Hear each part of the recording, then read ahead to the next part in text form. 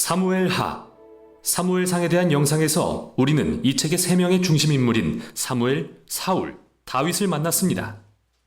사무엘상의 문학적 구조상 먼저 사무엘이 소개되고 사울 왕의 부상과 몰락이 다윗의 부상에 대비되는 것도 보았습니다.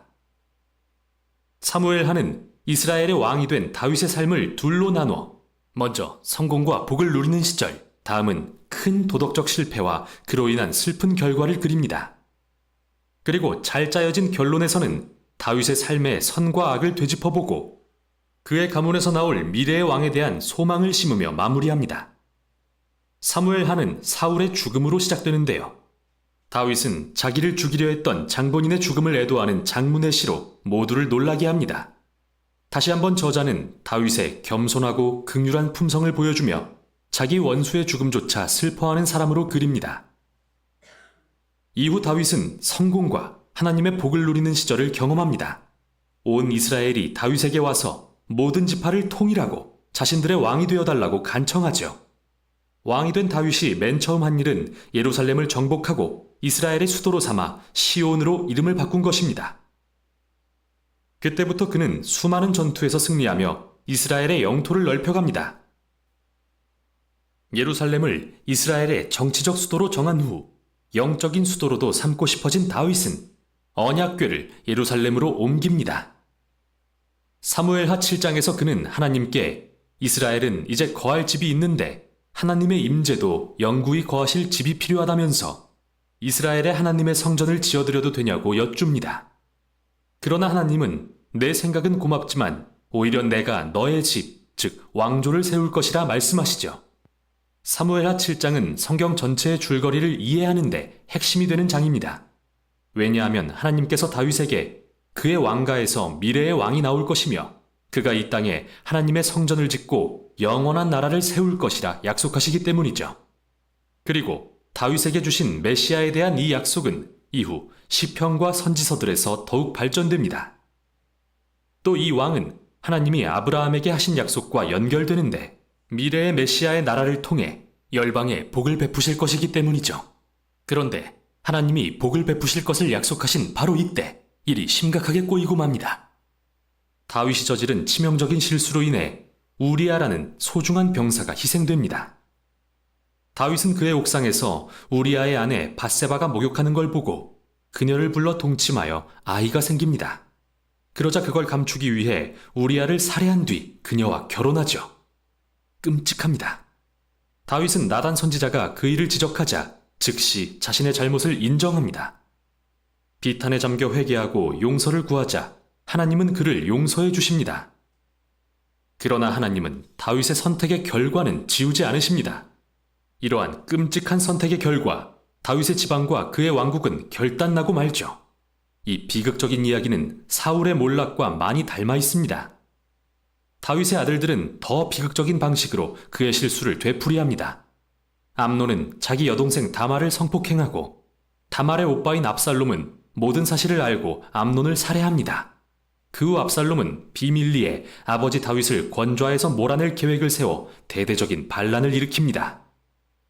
그래서 다윗은 두 번째로 도망자의 신세가 되어 광야에 숨지만 이전과 달리 결백하지 않습니다. 결국 반란은 다윗의 아들이 살해됨으로 끝나고 다윗의 마음은 찢어집니다. 이렇게 그는 또다시 자신을 죽이려던 자의 죽음을 애도합니다. 다윗은 말년에 왕좌를 되찾지만 비탄에 잠기고 자기 죄의 슬픈 결과로 인해 상처 입은 모습입니다. 이제 책은 잘 정리된 결어로 끝을 맺습니다. 이야기들이 연대수는 아니지만 문학적으로 정말 훌륭한 대칭 구조를 이루는데요. 바깥의 두 이야기는 다윗의 통치 초기 이야기인데 사울과 다윗의 실패를 비교하고 어떻게 그들의 잘못된 결정이 다른 사람들에게 상처를 입혔는지 보여줍니다. 안쪽의 두 이야기는 블레셋 족속과 싸운 다윗과 그의 용사들에 대한 이야기입니다. 흥미롭게도 두 부분 다 전투에서의 다윗의 약점을 들춰냅니다. 1장부터 9장에 승리하던 다윗과 반대로 이제는 남의 도움에 의존하는 연약해진 다윗을 봅니다. 결어 중앙의 두 편의 시는 다윗이 자기 인생을 돌아보며 쓴 회고록과 같은데요. 그는 은혜의 하나님이 그를 위험에서 구해주셨던 때를 기억하며 그와 그의 집안을 향한 언약의 약속에 신실하신 하나님을 찬양합니다. 두 시는 모두 영원한 왕국을 세우실 미래의 왕에 대한 하나님의 약속을 소망하며 마무리되는데, 이 시들은 하나님의 약속과 서두에 나온 한나의 시와도 연결됩니다. 이렇게 핵심 문구들이 처음, 중간, 그리고 끝에 배치되어 사무엘 상하의 주제를 아우르죠. 사울과 다윗의 악에도 불구하고 하나님은 당신의 구속 사역을 계속 이루어 가십니다. 하나님은 다윗과 사울의 교만은 낮추셨지만 다윗이 겸손할 때 그를 높이셨습니다. 이 책의 미래에 대한 소망은 다윗을 훨씬 넘어서는 것인데요. 그것은 미래의 메시아 왕이 오셔서 하나님의 나라를 세우고 열방에 복을 베푸실 것에 대한 소망입니다. 여기까지가 사무엘 상하였습니다. 사무엘 상과 사무엘하는 원래 히브리어 성경에는 분리되어 있지 않았습니다. 원래 하나의 책으로 되어 있던 것인데, 이게 헬라로 번역한 70인역에서 두 권으로 나눠져서 이것이 사무엘 상과 하로 나눠지게 되지요. 특별히 사무엘 하의 주제라고 한다면 신정국가의 이상적 왕의 전형인 다윗을 통해 하나님의 통치와 하나님 나라 왕권의 확장에 대한 부분을 보여주고 있습니다. 특별히 이스라엘 백성들은 다윗을 다스리던 그때의 그 시절을 항상 돌아보면서 하나님의 복이 있었고 광성했던 이스라엘 백성들을 돌아보고 있죠. 핵심 단어는 다윗의 언약입니다. 아까 영상에 나왔지만 사무엘하 7장에 나와 있는 하나님이 다윗과 맺은 다윗 언약이지요. 이 언약은 예수 그리스도를 통해서 완성이 되어지는 언약이기도 합니다. 내용은 사울 왕가의 몰락이 시작되는, 그렇게 사무엘하가 시작을 하지요. 그리고 하나님의 주권자 선택으로 왕위에 오른 이스라엘의 두 번째 왕 다윗에 의해 성취된 통일 이스라엘 왕국에 대해서, 그리고 번영과 함께 예수께서 일어나는 다윗 개인과 그 왕과의 부패와 타락을 기록한 인물 중심. 그러니까 사무엘 상은 사무엘, 사울, 다윗 이렇게 세 명의 인물 중심으로 갔다면, 사무엘 하는 다윗이라는 한 인물을 통해서 기록되어져 있는 책이다라고 보시면 됩니다. 한 인물을 통해서 이스라엘 나라가 어떻게 세워지고, 또 다윗이 죄를 짐을 통해서 그 왕가가 어떻게 또 몰락하고 있는지도 보이지만, 다윗과 맺은 그 언약으로 인해서 다윗 후손으로 인해서 그 왕위가 끊이지 않고 연결되어지고 그 왕의 영원한 예수 그리스도께까지 연결되어지는 것을 보게 됩니다. 그래서 1장부터 10장까지는 다윗의 승리를 이야기한다면 11장부터 20장까지는 다윗의 범죄와 함께 하나님의 징계가 나옵니다. 그리고 아까 나왔던 것처럼 21장부터 24장까지는 아까도 본 것처럼 위와 아래가 서로가 대칭되는 구조로 보이기도 하지만 다윗의 말년에 5가지 이야기를 중점적으로 쓰고 있다라고 보셔도 되겠습니다. 그러니까 사무엘하 하면 딱 이거 하나만 기억하시면 돼요. 다윗 언약. 다윗이 왜 언약을 갖게 되냐 하면 다윗이 하나님을 위해서 성전을 짓고자 하는 소망을 갖게 됩니다. 그때 이제 선자를 통해서 다윗에게 하나님이 언약을 주세요. 하지만 그 언약의 내용 가운데 보면 복도 있지만 그냥 한없는 축복을 내려주시는 것이 아니라 그도 말씀 가운데 하나님을 온전히 따르지 않으면 하나님의 징계가 함께 임하겠다라는 메시지도 함께 나오는 것을 볼 수 있습니다. 그래서 우리의 삶 가운데 이 언약이 참 중요해요. 우리가 66권의 말씀을 언약으로 받고 그 언약대로 나가면 하나님의 복은 끊임없이 우리에게 부어지게 된다는 거지요.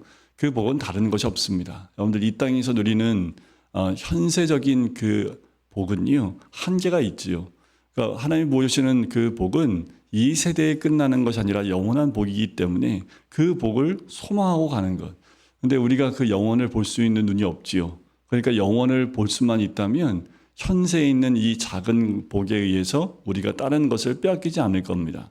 근데 믿음의 사람들을 보면 그 눈이 열려서 자신의 현재의 모습만 보는 것이 아니라 영혼을 바라볼 수 있는 눈이 열립니다. 사도 바울도 글을 쓴 것을 보면 현세적인 것보다 그 너머서의 세계를 바라볼 수 있는 눈이 열렸고, 아브라함도 마찬가지입니다.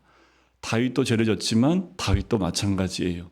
그들이 고난 가운데 말씀 안에서 믿음으로 그 영안이 열리고 믿음의 눈이 열리면서 눈에 보이는 것에 국한되지 않고 영원한 복을 주시는 하나님의 그 은혜를 바라보기 시작을 하니까 눈앞에 보이는 것들은 별 문제가 되지 않습니다. 눈앞에 있는 나에게 힘들게 하고 어렵게 하는 것들이 별 문제가 되지 않아요. 왜냐하면 나한텐 영원한 소망이 있기 때문에 현재 있는 좀 불편함과 또 마음을 괴롭게 하는 것들이나 또 나를 상하게 하는 것들이 그렇게 큰 문제가 되지 않아요. 오히려 나에게는 영원한 소망과 기쁨 되신 예수님이 계시기 때문에 그 기쁨을 잃어버리지 않는 거지요. 그것을 바라보고 사는 사람들이 믿음의 사람들입니다. 그것을 믿음으로 또 우리가 소유하고 바라보는 사람들이 그리스도인이라는 거지요. 다윗이라는 한 인물을 통해서 우리에게 참다운 하나님의 복이 어떻게 흘러가는지, 저는 이 사무엘하 말씀을 통해서 다윗이 사무엘 상에서 사울에게 죽을 고생을 했던 그 모든 과정들을 한번 봤는데, 사무엘 하에 와서 그가 왕위로 올라가는 과정들과 정점에 올랐다가 죄를 짐을 통해서 다시 고난의 길을 선택해가는 그의 모습. 그래서요, 여러분들 고난을 다 겪고 나면 온전케 된다는 것 아닙니다. 육을 입고 있는 한은 여러분들 온전한 사람은 단 한 명도 없습니다. 다윗이 10년 넘게 사울에게 죽을 고생을 했으면 인격적으로도 온전한 자가 돼 있어야지 맞을 텐데, 다윗도 자기가 왕위로 올라가서 왕의 정점 위에 있을 때에 그도 죄를 짓는 것이요. 그 육체를 입고 있는 그 다윗이 또 그 죄 가운데 넘어지는 모습, 그 죄로 인해서 또 그 가문과 또 이스라엘 백성 가운데 큰 고난이 오게 되는 모습들을 보게 되는 거지요. 하지만 사울과 다윗의 다른 점은 무엇입니까? 사울은 끝까지 하나님을 대적하다가 결국 죽임을 당했지만 다윗은 죄를 회개하고 돌이켰다라는 거지요. 그래서 어떻게 해요? 다시 돌아올 수 있고 다시 하나님의 은혜가 다윗에게 임하는 것을 봅니다. 그런데 한 가지 우리가 잊지 말아야 될 것은, 죄로 인해서 나오는 열매들은 다윗이 회개했다 하더라도 그의 삶 가운데 그대로 다 드러나는 것을 보게 돼요. 다윗이 바세바를 범한 이후에 드러나고 있는 그 나라의 어려움들은 거의 다윗의 그 죄로 인한 그 열매들을 통해서 드러나게 되고, 결국은 다윗의 그 후손들 가운데, 특별히 그 자녀들 가운데 음란함이 들어오게 되고, 그 음란함을 통해서 다윗이 압살롬에 의해서 또 쫓겨남을 당하는 그 모든 과정들을 보지요. 하지만 다른 건 뭐냐 하면, 다윗이 그 모든 것 가운데 자기 뜻대로 자기의 욕망이나 아니면 자기의 감정대로 행하지 않았다라는 겁니다. 끝까지 하나님을 의지했고 회개한 다윗은 하나님을 의지했고 하나님의 인도하심을 따라 다윗이 갔다는 사실이지요. 우리가 그것을 꼭 기억하셨으면 좋겠습니다. 자, 우리 사무엘하 1장 말씀을 같이 보실까요? 자, 1장 시작은 이렇게 시작을 합니다. 사울이 죽은 후에로 시작을 해요. 자, 사무엘상 마지막 31장에서 사울이 전쟁에서 죽임을 당하지요. 그 이후에 바로 사무엘하가 연결이 됩니다. 그때 다윗은 어디에 있었던가요? 아말렉 사람들 쳐 죽이고 와서 시글락에 머물러 있을 그때입니다. 그런데 사흘째 되는 날에 한 사람이 사울의 진영에서 나왔는데 그 옷이 다 찢겨지고 머리에 흙이 있는 그 사람이 다윗에게 나옵니다. 다윗이 물어요. 너 어디서 왔냐? 했더니 이스라엘 진영에서 도망해 왔나이다 라고 이야기를 합니다. 자, 4절 끝에 보니까 무리 가운데 엎드려 죽은 자 많았고 사울과 그의 아들 요나단도 죽었나이다 하는지라. 자, 사울의 죽음의 소식을 다윗에게 알립니다. 다윗이 자기에게 알리는 청년에게 묻지요. 자, 사울과 그의 아들 요나단이 죽은 줄 네가 어떻게 아느냐라고 질문을 합니다. 자, 그때 이 아말렉 사람, 지금 사무엘상 31장에 나오는 내용과 사무엘하에 나와 1장에 나와 있는 사울의 죽음의 내용이 약간 달라요. 그러니까 지금 31장에 나와 있는 그 내용은 정말이겠지요. 그런데 사무엘하 1장에 나와 있는 이 청년, 8절 끝에 보면 나는 아말렉 사람이니이다 라고 하는 이 아말렉 청년은 아마도 이 사울의 죽음을 가지고 오면 다윗에게 큰 소식이 되기 때문에 무엇인가 바란 것 아닌가라는 생각이 들어요. 그래서 그가 죽을 때에 자기가 아직 숨이 남아 있었지만 10절에 보면 그가 엎드러진 후에는 살 수 없는 줄을 알고 그의 곁에 서서 죽이고 그의 머리에 있는 왕관과 팔에 있는 고리를 벗겨서 가져왔습니다 라고 얘기한 거죠. 그러니까 지금 이 아말렉 청년이 뭐라고 하는 거예요? 내가 죽였다라는 겁니다. 살 소망이 없기에 제가 죽이고 왕관과 그리고 팔고리를 가지고 왔습니다 라고 얘기를 해요. 그랬더니 11절에 다윗이 옷을 찢습니다.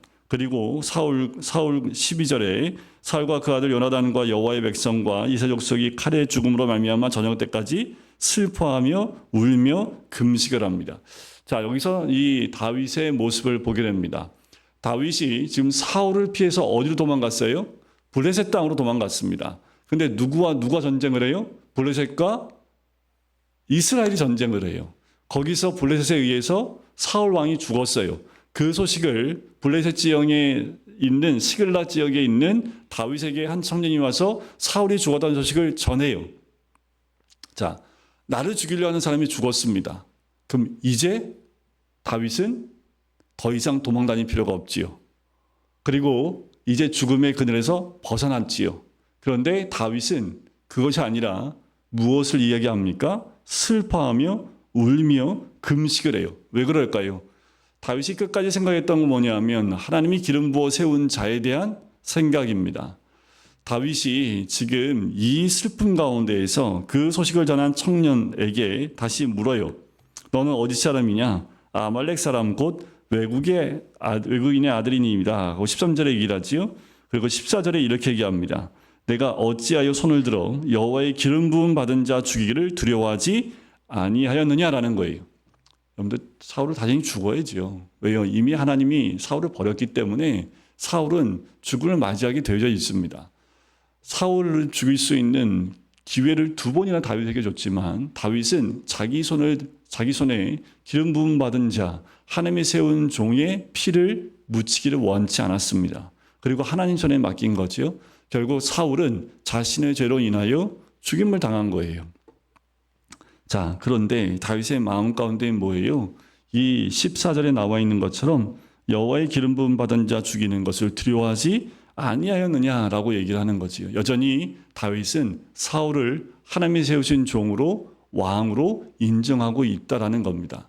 이것은 다윗이 가지고 있는 하나님에 대한 생각과 하나님의 주권에 대한 온전한 인정입니다. 하나님께서 세우신 종이지요. 하나님의 주권 아래 있습니다. 그것을 내가 내 손으로 하는 것 원치 않는다라는 거지요.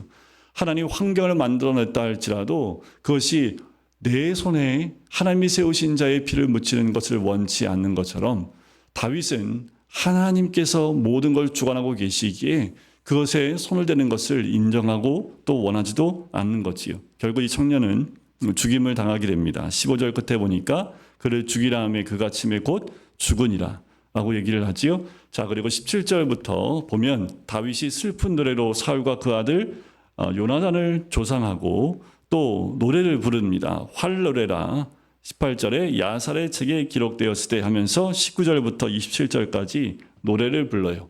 이 노래는 기린다라는 의미가 있습니다. 이때 당시에 무엇인가 기록하여 남긴다는 것보다 이런 노래로 시로 만들어서 사람들의 구전으로 흘러가는 거지요. 어떤 분들은 이걸 정치적으로 해석하시는 분들은 이렇게 보는 거지요.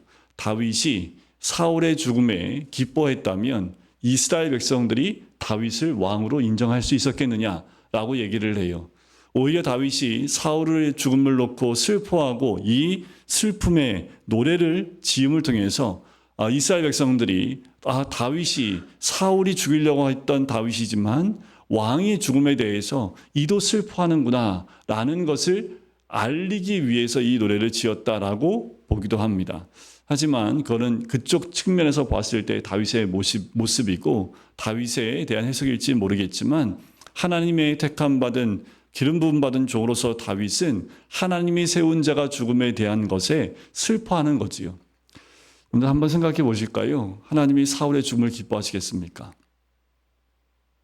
아니요, 절대 기뻐하지 않지요. 한 영혼이 죽게로 돌아온 것을 기뻐하시지 한 영혼이 그 죄 가운데 죽는 것을 하나님이 기뻐하시는 분이 다 그런 분이 아닙니다. 다윗은 하나님의 마음을 가지고 사울의 죽음을 애도하는 거지요.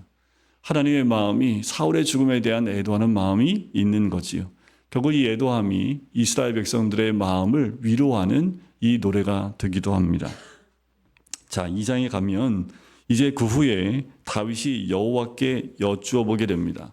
자, 여기서 우리가 한 가지 지목해보고 가야 될 것이 있는데 뭐냐면 하나님이 사무엘상에 보면 하나님께서 유대 지역을 벗어나지 말라는 선지자의 말을 통해서 모압에서 돌아온 때가 있었습니다. 다시.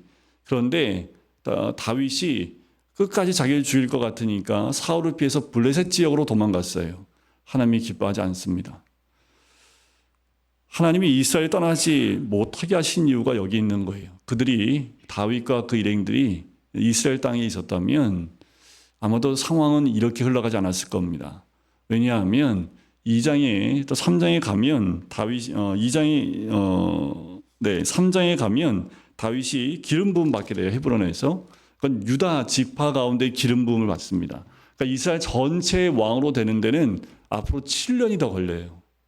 만약에 블레셋 지방에 있지 않고 유대 땅 가운데 있었다면 아마도 다윗이 바로 이스라엘 왕으로 등극이 됐을 텐데 블레셋 지방에 있던 그것 때문에 다윗이 바로 이스라엘 전체에 신임을 받거나 또 장로들에게 인정을 받지 못한다라는 거지요.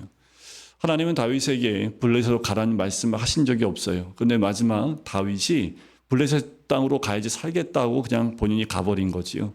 그런데 상황과 환경이 내가 이렇게 하는 것이 이렇게 살겠다고 하고 그것을 선택해 가는 것이 하나님 뜻이 아닐 수도 있습니다. 그래서 때로는 그렇게 죽는 것이 하나님 뜻이라면 죽겠습니다 라고 하는 것, 그때 신앙이 뭐예요? 그리 아니하실지라도 라는 그 신하고 나가면 하나님의 도우심과 하나님의 인도하심이 반드시 있다라는 거지요.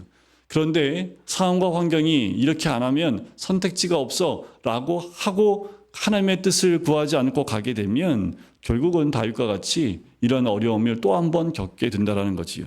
자, 7년 동안 무슨 일이 있는지 2장부터 나오는 거예요. 그 후에 다윗이 여호와께 여쭙습니다. 그래서 다시 이 여호와께서 헤브론으로 갈지로다. 그래서 헤브론으로 올라가요. 이 헤브론은 유다 지역, 그러니까 유다족 지파 가운데 성지라고 할 수 있는 것이 이 헤브론입니다. 헤브론에는 도피성이 있는 곳으로 유다의 성지기도 합니다. 헤브론은 이스라엘을 다스릴 중심지가 될 수 없는 남쪽 구석에 있는 한 산지예요. 그러니까 이 유다 지역 가운데 있는 성지이지만 전체 이스라엘 다스리기에는 가장 이스라엘의 지방 가운데 맨 밑에 있는 그 도시라고 보시면 됩니다. 자, 다윗이 그 두 아내 아히노암과 아비가일을 데리고 올라가게 됐지요.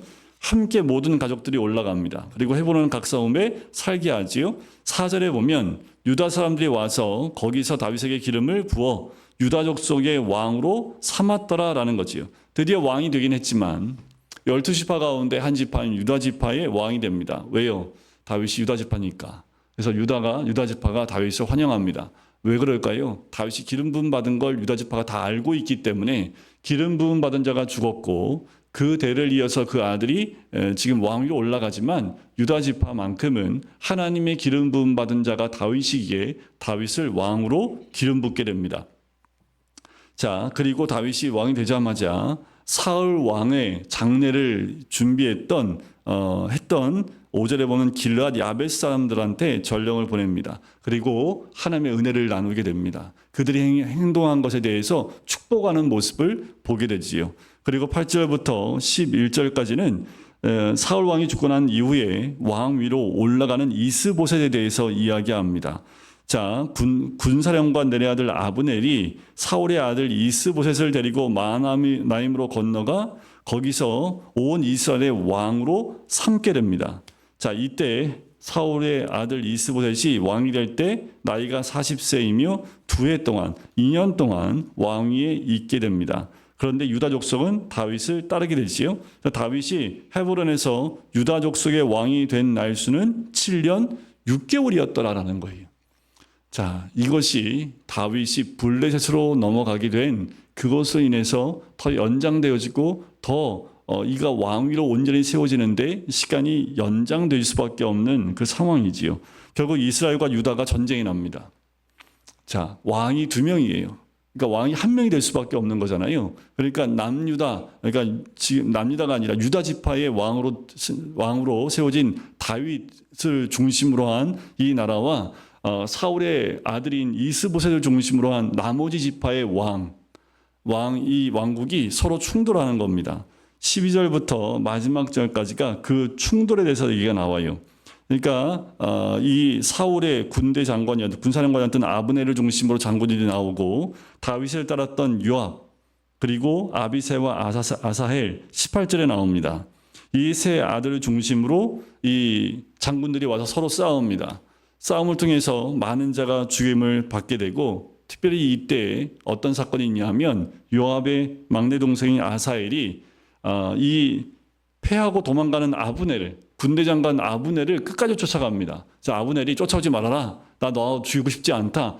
돌아가라고 그렇게 얘기했는데도 아사헬이라는 이 장군은요 굉장히 발이 빠릅니다. 그러니까 결국은 아브넬을 따라잡아요.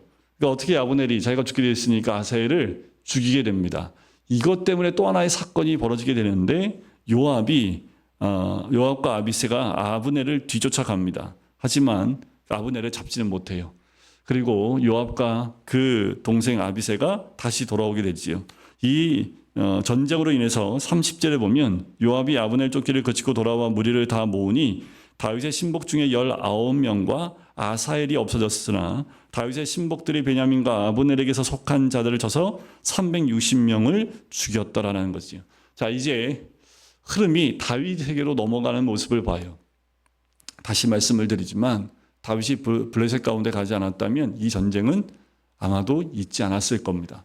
다윗이 잘못된 선택 하나로 인해서 왕 위에 올라가는 것이 늦어지다 보니까 이런 전쟁들이 일어나게 되는 거지요. 3장 1절에 보세요. 사울의 집과 다윗의 집 사이에 전쟁이 오래매, 그러니까 7년 6개월 동안 계속 전쟁이 있는 거예요. 자, 다윗은 어떻게 돼요? 점점 강하여 가고 사울의 집은 점점 약하여 가니라. 하나님이 함께하는 다윗은 점점 강성해질 수밖에 없지요. 그러면서 다윗이 헤브론에서 아들들을 낳은 그 아들들의 이름이 나옵니다. 암논, 그리고 이스라엘의 여인 아히노암의 소생이요. 둘째는 길르압, 갈멜 사람 나발의 아내였던 아비갈의 소생이지요. 셋째는 압살롬, 앞으로 등장할 그 압살롬이지요. 구슬 왕 달메의 딸 마아가의 아들이요. 좀 약간 좀 이상해요, 그죠? 우리가 다윗의 아내는 두 명으로 알고 있습니다. 아히노암과 그리고 나발의 아내였던 아비가일. 그런데 오늘 보니까 압살롬은 누구의 아들이에요? 아빠 다윗을 얘기하지 않지요. 구슬 왕 달메의 딸 마아가의 아들이요. 그러면 다른 아내를 또 맞이했다라는 것을 알 수 있겠지요. 자, 넷째는 아도니아라. 이 아도니아는 이제 다윗이 죽고 난 다음에 잠시 왕위로 올라가려고 했던 그 아들이지요. 학기세 아들이요. 다섯째는 스바다라. 아비달의 아들이요. 여섯째는 이드르함이라. 다윗의 아내 에글라의 소생이니 이들은 다윗이 헤브론에서 낳은 자들이더라. 아들마다 엄마가 다 달라요. 자, 뒤에 또 한 번 나오는데 이것이 다윗의 많은 삶에서 다윗의 이후의 삶에서 많은 걸림돌이 됩니다. 분명히 신명기에 보면 아내를 많이 두지 말라고 했고 또 그리스도 이 이스라엘 백성들 안에서 아내를 맞이해야 되는데 다윗이 아내를 맞이한 것을 보면 이방 나라 여인들과도 결혼한 모습들을 보지요. 그러니까 다윗이 이런 가운데에도 잘못된 선택을 하고 있다는 것들을 성경에 아주 짧게나마 보여주고 있는 거죠. 뒤에 이 모습이 또 나오니까 그때 말씀드릴게요. 자, 사울의 집과 다윗의 집 사이 전쟁이 있는 동안에 6절에 아브넬이 사울의 집에서 점점 권세를 잡습니다. 어느 정도 권세를 잡았냐면 7절에 사울에게 첩이 있었으니 이름은 리스바인데 이 리스바는 아야의 딸이더라. 이스보셋이 아브넬에게 이르되 내가 어찌하여 내 아버지의 첩과 통관하였느냐. 그러니까 사울의 첩을 이 군대 장관인 아브넬이 통과를 한 거예요. 자, 이거는 있을 수도 없습니다. 왜냐하면 이 리스바를 취했다는 것은 사울의 왕권이 아브넬에게 온다는 것을 의미해요. 그러니까 함부로 취할 수 없는 건데 아브넬이 권세가 많아다 보니까 이거 무시하고 사울의 권세까지도 넘나들 수 있는 그 힘을 표현하고 있는 것이다 라고 보시면 돼요. 11절에 이스보셋이 아브넬을 두려워하여 감히 한마디도 대답하지 못합니다. 지금 모든 정권과 모든 힘이 아브넬에게 집중되어 있기 때문에 그렇지요. 자, 아브넬이 자기를 대신할 전령을 다윗에게 보냅니다. 자, 이제 아브넬은 상황을 보니까 이스라엘이 다윗에게 넘어갈 것 같으니까 이제 당신에게 돌아가게 하리이다 라고 이제 이 나라를 다윗에게 넘기겠다라고 얘기를 하지요. 다윗이 13절에 좋다. 내가 너와 언약을 맺거니와 내가 내게 한 가지를 요구하노니 나를 보러 올 때에 우선 사울의 딸 미갈을 데리고 오라. 그리하지 아니하면 내 얼굴을 보지 못하리라. 해요. 이 미갈을 데리고 오는데 여러분들 사무엘상에서 봤지만 사울이 이 미갈을 다른 사람한테 시집 보내버립니다. 이혼도 하지 않았는데 그냥 시집 보내버려요. 아직 법적으로는 다윗의 아내로 되어 있는 거지요. 그러니까 다윗이 어떻게 해요? 아내를 데려오게 하는 거지요. 15절에 보면 이스보셋이 사람을 보내 그의 남편 라이스의 아들 발디엘에게서 그를 빼앗아 오매 그 남편은 아무런 힘도 쓰지 못하고 빼앗기게 되는 모습이 등장을 합니다. 아브넬이 그렇게 다윗에 왔지만 뭔 일이 또 벌어지냐 하면 요압이 자기 동생을 죽인 자가 아브넬이기 때문에 아브넬을 그냥 보내지 않습니다. 그에게 다윗의 무엇인가를 전하는 척 하면서 아브넬을 가까이 하다가 아브넬을 칼로 죽입니다. 이 사건이 또 한 번 벌어져요. 그러니까요, 지금 계속해서 사건을 계속 이어져 가는 모습들을 보게 되지요. 자, 27절을 보세요. 3장 27절에 보면 아브넬이 헤브론으로 돌아오매 요압이 더불어 조용히 말하는 듯이 그를 데리고 성문 안으로 들어가서 거기서 배를 찔러 죽이니 이는 자기의 동생 아사헬의 피로 말미암음이더라. 이게 왜 문제가 되냐 하면 아브넬은 지금 이스라엘 전체의 왕의 대표로 온 겁니다. 근데 이를 죽여버리면요, 모든 게 끝나버리는 거예요. 그리고 북쪽에 있는 나머지 11지파에 있는 모든 백성들은 다윗을 왕으로 인정할 수 없지요. 그러니까 이 상황이 벌어진 거지요. 다윗이 자기가 하는 것이 아닌 걸 어떻게 드러낼 수밖에 없는데 어떻게 하냐면 아브넬의 장사를 성대하게 치러줍니다. 그리고 애가를 33절에 왕이 아브넬을 위하여 애가를 지어 이르되 라는 것이요.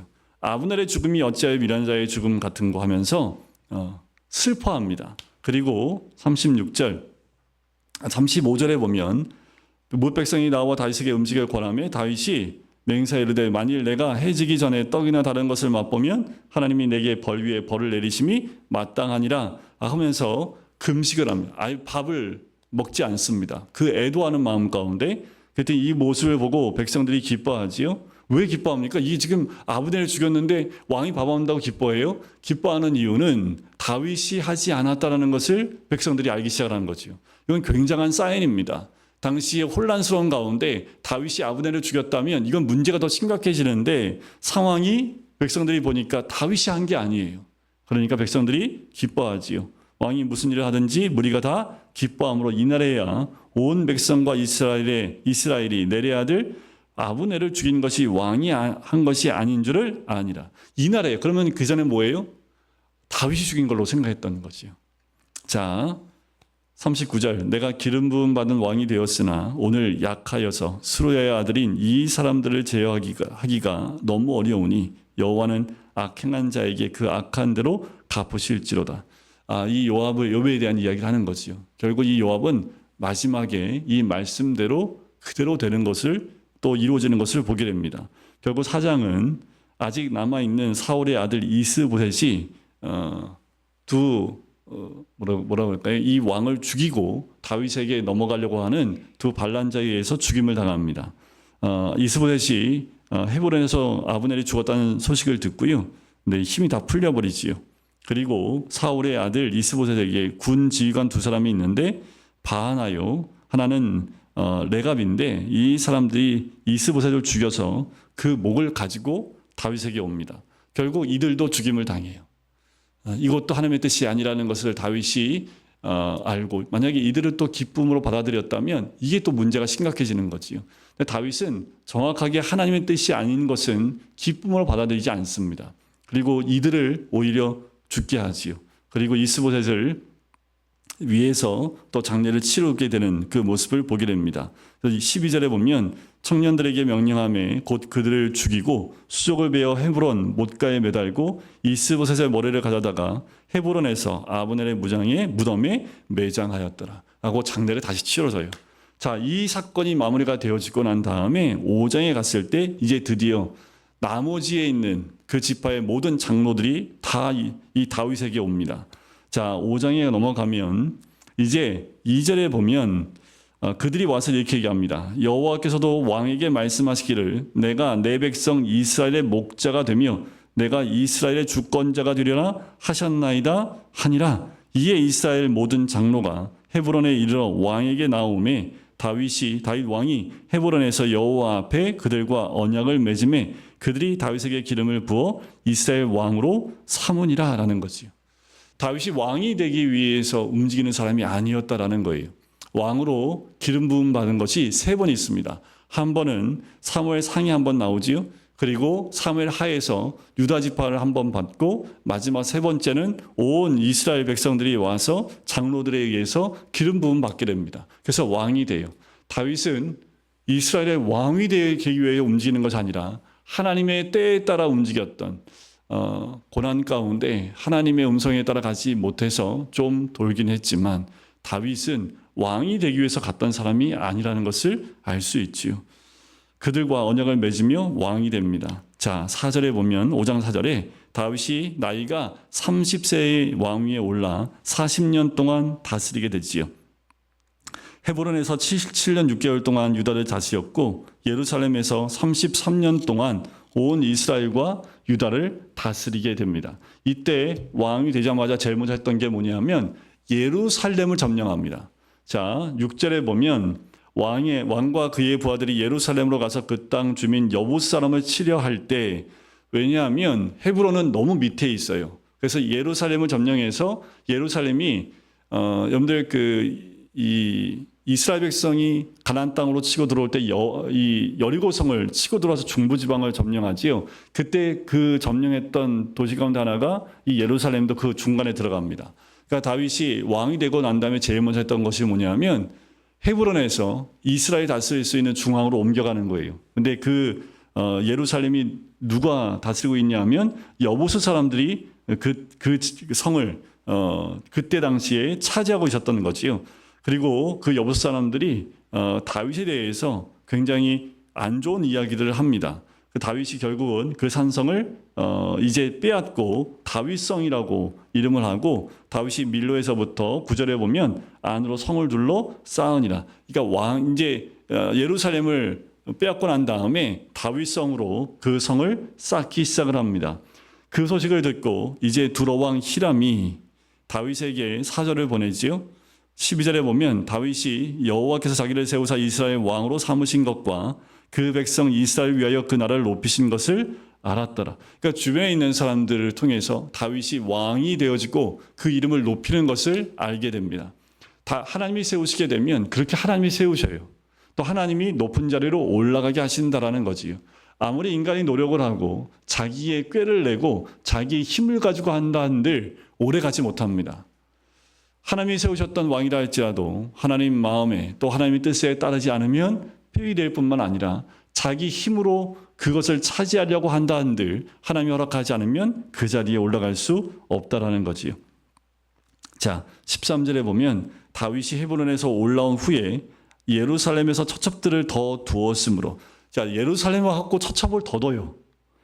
자, 이것이 눈에 보이지 않는 다윗의 위기입니다.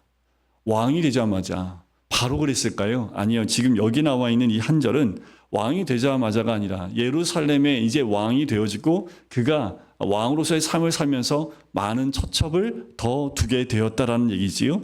그리고 아들과 딸들이 또 다윗에게서 나게 된다라는 모습입니다.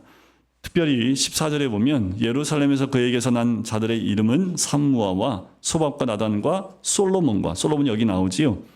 여러분, 다윗이 왕이 되었지만 왕으로서 모든 것이 완벽할 수 없습니다.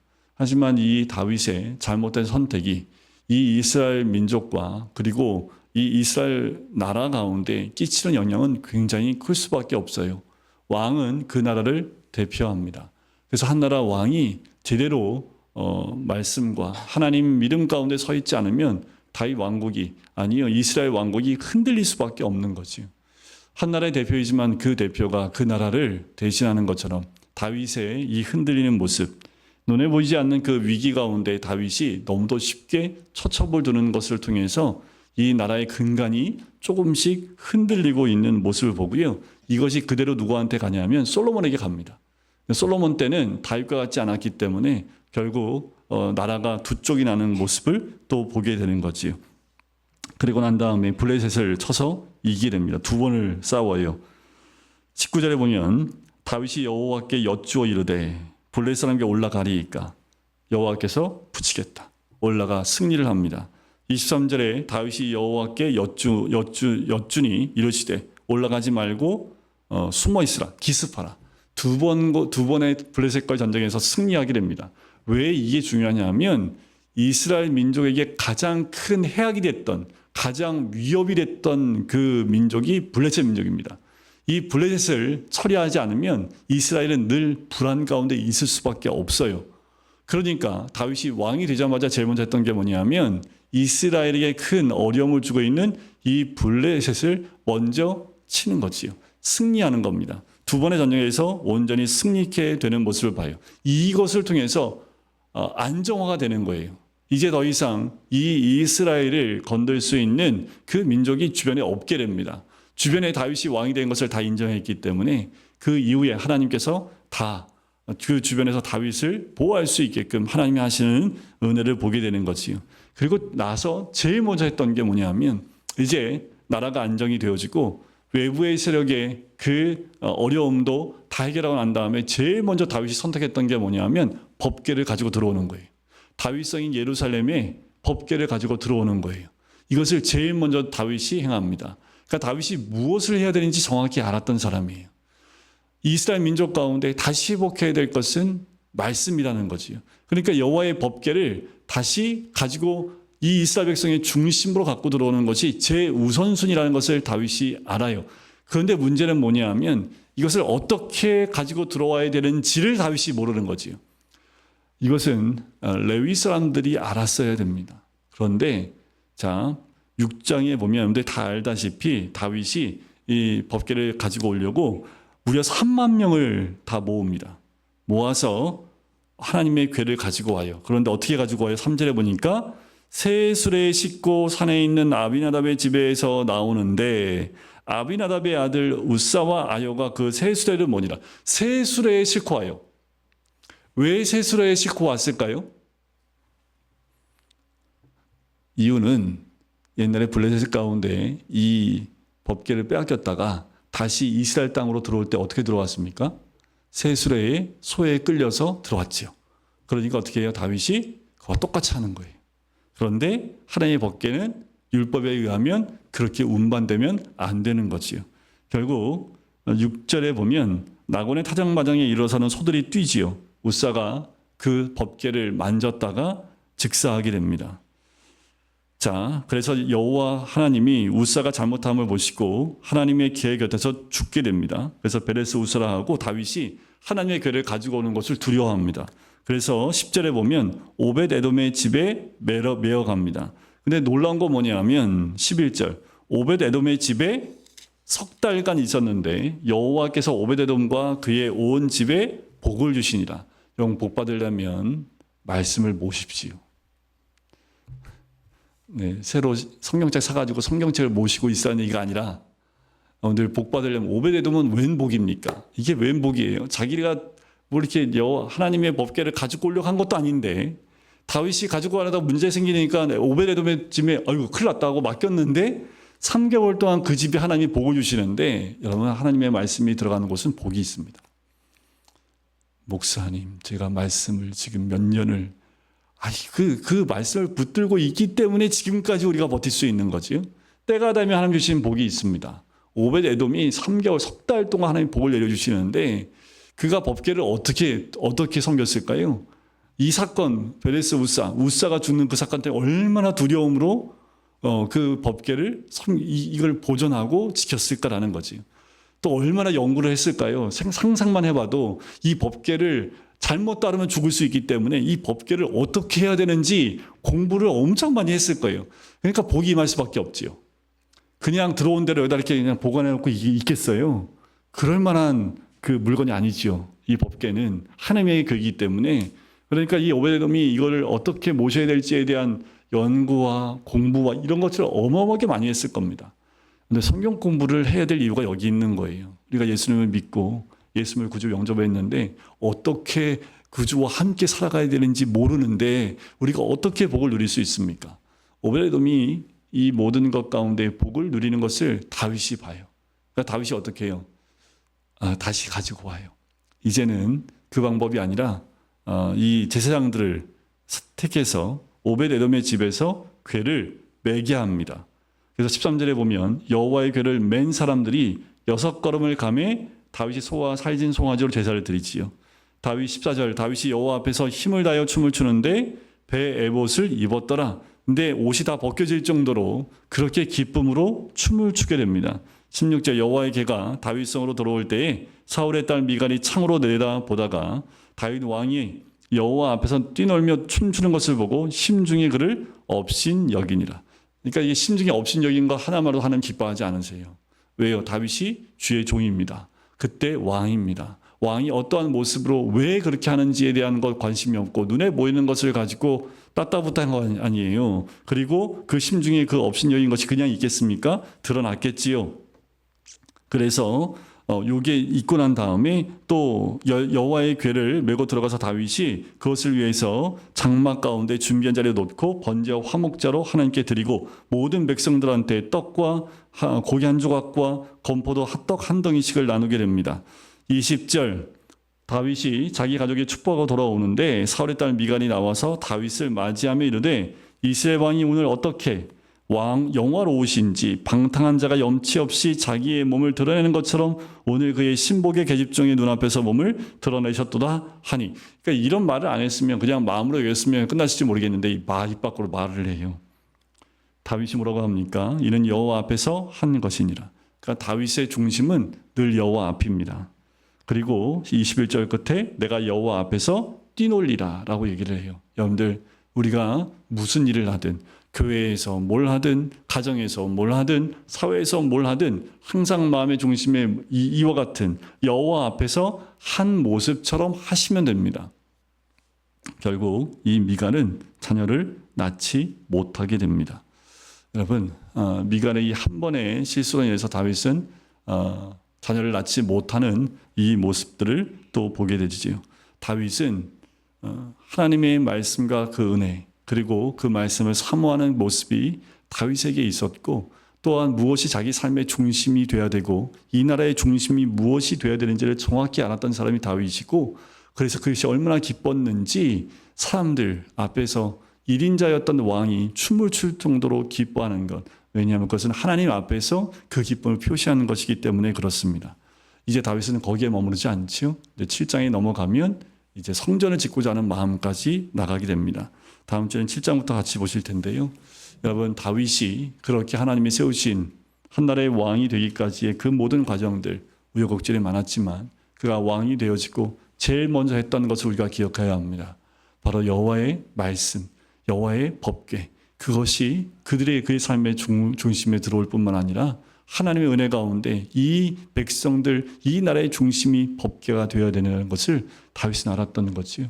우리의 삶에도 마찬가지입니다.